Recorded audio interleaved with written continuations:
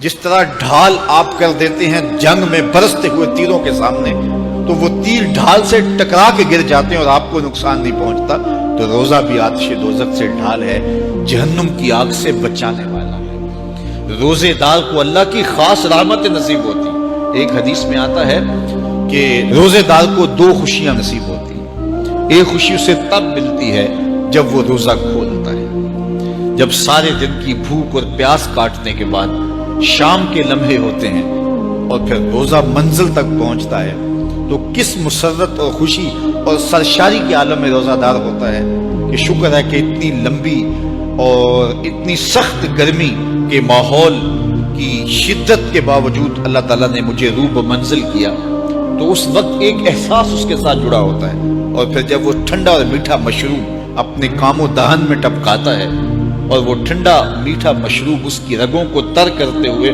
معدے کی طرف بڑھ رہا ہوتا ہے، اس کی زبان بولے نہ بولے دل اللہ کا شکر ادا کر رہا ہوتا ہے، اس کا ایک ایک عضو بدن رب کا شکرانہ ادا کر رہا ہوتا ہے۔ وہ ٹھنڈا اور میٹھا مشروب رگوں کو تر کرتا ہوا آگے بڑھتا چلا جاتا ہے، لیکن شکرانے کا وہ پیکر بن جاتا ہے۔ وہ ایک مسرت، ایک خوشی کا عالم ہوتا ہے کہ روزہ بھی نپ گیا، سارے دن کی تکلیف بھی کٹ گئی، اور اللہ نے مجھے افطار کے لمحوں تک پہنچایا۔ فرمایا روزے دار کو ایک خوشی تب ملتی ہے جب وہ روزہ کھولتا ہے، وَفَرْحَةٌ عِنْدَ لِقَاءِ رَبِّهِ، اور دوسری خوشی روزہ دار کو تب ملے گی جب روزے کے صلے میں اللہ اپنا دیدار عطا فرمائے۔ بنی آدم کے جتنے بھی عمل ہیں 10 سے لے کر 700 گنا تک اس کا ثواب اولاد آدم کو اس کا دیا جاتا ہے۔ جتنا گڑ ڈالو اتنا ہی میٹھا، تو بعض کو 10 گنا، بعض کو 70 گنا، بعض کو 100 گنا، بعض کو 700 گنا، تو 10 سے لے کر 700 گنا تک بندے کے اعمال کا صلہ دیا جاتا ہے۔ لیکن میرے حضور نے فرمایا لیکن روزہ جو ہے اللہ فرماتا ہے وہ میرے لیے ہے اور اس کا اجر میں خود عطا کروں۔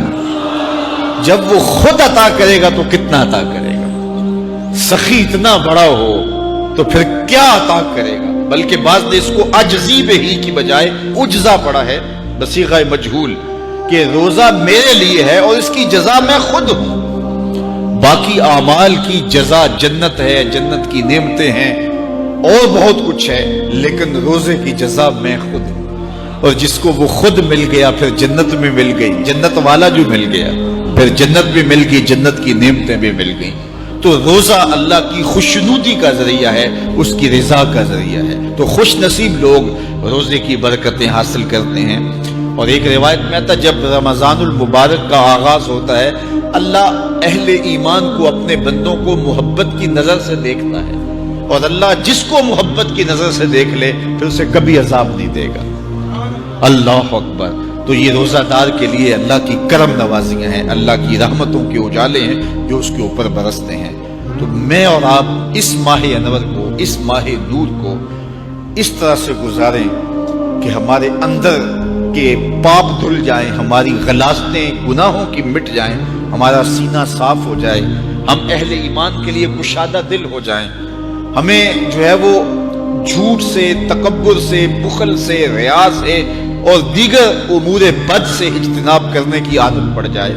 روزہ جو سکھانا چاہتا ہے ہم وہ اس سے سیکھ لیں، اور روزے کی برکات ضبط نفس کی صورت میں ہمیں نصیب ہو جائیں، تو ہم روزے کے بعد بھی، ماہ صیام کے گزرنے کے بعد بھی ایک نئی زندگی لے کر، ایک تازگی لے کر، ایک نور و روشنی لے کر کے جو ہے وہ معاشرے کے، اسلامی معاشرت کے ایک اہم فرد کی صورت کے اندر جو ہے وہ سامنے آئے۔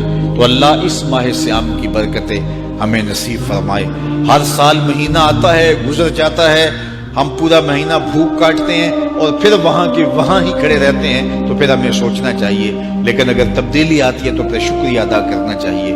آج کی اس تاریخ میں ہم عزم کر کے اٹھیں کہ ہمارا یہ ماہ صیام ہماری زندگی میں ایک سنگ میل ثابت ہوگا، اور ہم ایک نئے باغپن کے ساتھ، نئے عزم کے ساتھ یہ مہینہ گزاریں گے اور ضبط نفس سیکھیں گے اس مہینے سے۔